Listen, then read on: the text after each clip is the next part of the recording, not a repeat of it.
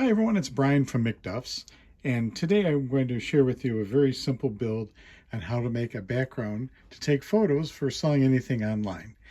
A lot of times I see people showing how to build something called a flat lay so they can display clothing more easily and quickly. I don't really sell a lot of clothing, and when I do, I use this guy over here to put clothes on because I don't sell a lot of clothing. But this works really well, and here's why I like this idea. First off, this material here is a bookshelf. I didn't buy an actual bookshelf at stores like Home Depot and Lowe's. You can actually buy just the shelving part, just the wooden, and it's laminated. So, because I sell a lot of things that tend to be dirty, or these are some rocks and things. I could say there's more, they're quartz geodes, but they do tend to make a mess. And if I put them on like a regular photographic background, or even sometimes I was using just poster board, it just gets dirty and you have to throw it away. You really can't clean the poster board. So what I did is I bought these two shelves, and you can buy them to the sizes that you need. So this one is 16 by 36. They're both 16 by 36.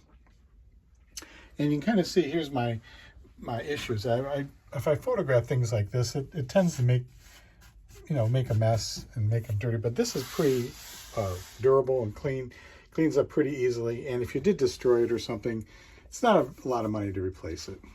So what I did is I bought these two pieces of shelves, and I joined them together with a few of these L brackets here. And these are the flat kind, not the ones that would go, let's say, on the inside corner like this.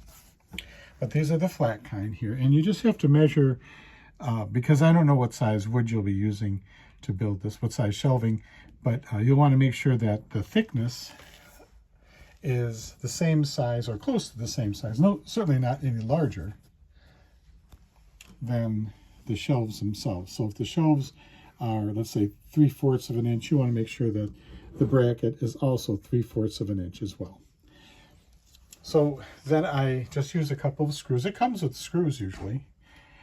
If you think that they're not going to hold, you can use the black drywall screws, get very small ones, and you can put them into the sides as well.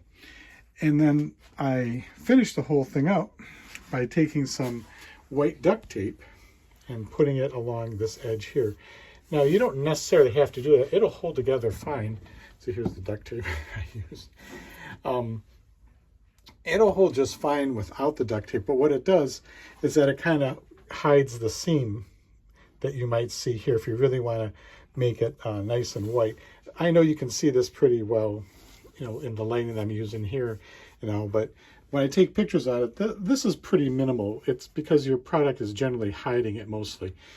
So, it's up to you if you wanted to do that, but I thought I'd share a quick tip with you on how to make a very durable background especially if you're going to be taking pictures of things that are kind of dirty. I sell a lot of tools, and I guess now I'm in the gemstone business.